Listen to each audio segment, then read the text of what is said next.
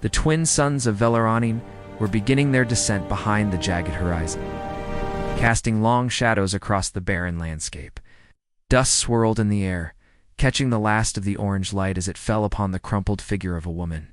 Her alien features, long cerulean limbs, translucent skin revealing faintly glowing veins, and eyes like liquid silver lay motionless in the cracked desert soil. Beside her, a small figure huddled, trembling, wings folded tightly against her back. Her name was Lyra. Only 9 cycles old, yet the pain in her eyes was ancient. She pressed her tiny hand to her mother's cold chest, feeling the absence of warmth. Tears burned in her glowing eyes, but she refused to move. She couldn't leave her mother, even if it meant facing death herself. The storm had come without warning. A violent eruption from the northern canyons, sweeping travelers into the sands. Lyra's mother had tried to shield her, protecting her with every ounce of strength she had left. But the desert was merciless, and now Lyra sat alone, abandoned not by choice, but by fate. Hours passed, and the sky darkened. No alien patrols passed these far reaches of Velaranin. The only sounds were the whispering wind and Lyra's soft, quiet sobs. Hunger and thirst gnawed at her, but she didn't dare move. Her mother's body anchored her to the spot as if leaving would erase the only love she had ever known. Then, through the heat haze, a figure appeared, human. At first she thought it was a mirage, one of the many illusions desert travelers saw when delirium took hold. But the figure moved with purpose, and in his hand glinted a silver tool, some kind of walking device she had never seen before. He was tall, with broad shoulders and a face framed by dark hair, and his eyes, warm and cautious, scanned the landscape as if he were searching for something. Or someone. Lyra's breath caught.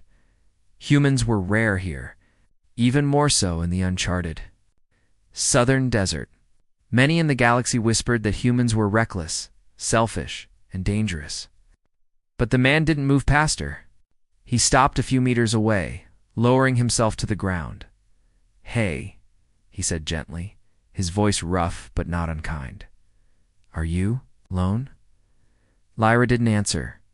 Fear kept her rooted in place. She had learned long ago that strangers often brought more harm than help. The human slowly extended a hand, careful not to scare her. "I'm not going to hurt you," he said. "I promise, but you can't stay here." Lyra shook her head, clutching her mother's wrist. I can't." "Leave her," she whispered, her voice trembling. She's all I have." The human's eyes softened, understanding, dawning.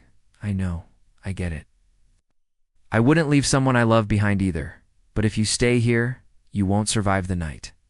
You'll need water, food, shelter." Lyra's small body shook, torn between instinct and survival. The human's gaze held no judgment, only patience.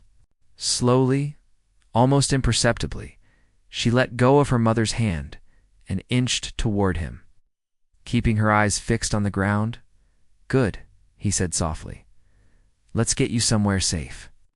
He lifted her gently, careful not to alarm her. The weight of her trust pressed heavily on his arms, but he bore it without complaint. Lyra's eyes never left her mother as they moved, sorrow in her gaze sharp enough to cut through steel. They walked for what felt like hours, the human strides, steady and sure, navigating the treacherous terrain with ease.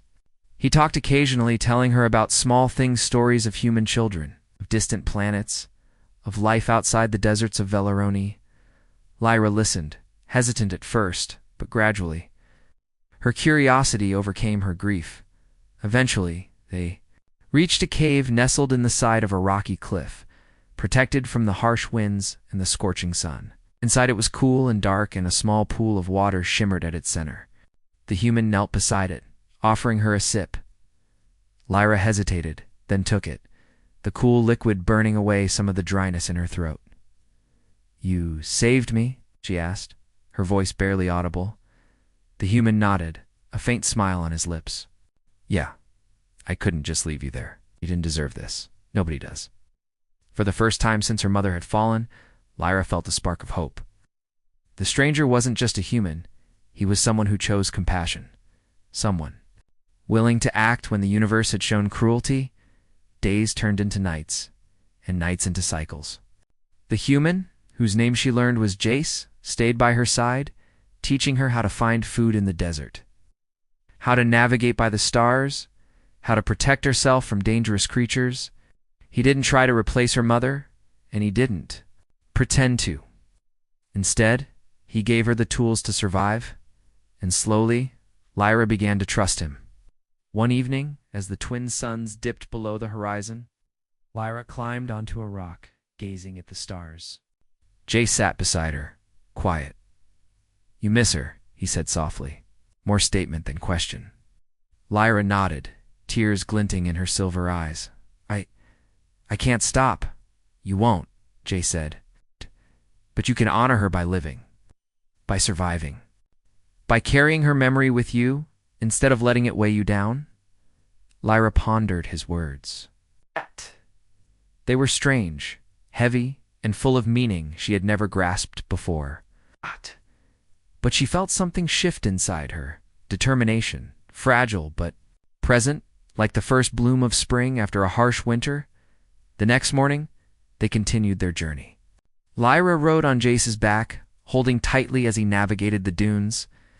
The desert was still harsh, but with him, it felt less like a graveyard and more like a challenge she could face.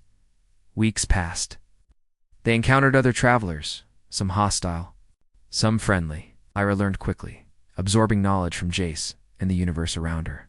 Though the pain of her mother's loss never left, it became a part of her, a quiet strength that guided her actions. One day, as they approached a human settlement near the northern cliffs, Lyra paused.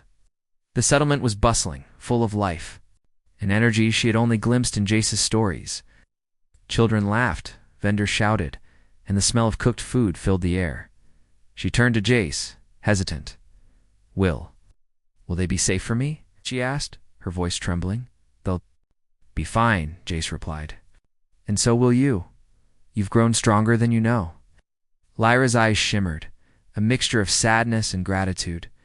She realized that though she had lost her mother, she had gained something unexpected, a protector, a teacher, a friend, someone who chose her when the universe had abandoned her. As they walked into the settlement, Lyra felt the warmth of the sun on her face, the energy of life all around her. For the first time in her short life, she believed that maybe, just maybe, she could have a future. And though her mother's absence was a wound that would never fully heal, the human who had chosen to save her had given her a chance to carry that love forward, to survive, to learn, and eventually to thrive. Lyra squeezed Jace's hand tightly, and he squeezed back, wordlessly promising that he would never let her face the universe alone again. And in that moment, amid the laughter and chaos of a world that was no longer dead and silent, Lyra finally understood that hope could be found in the most unexpected of strangers.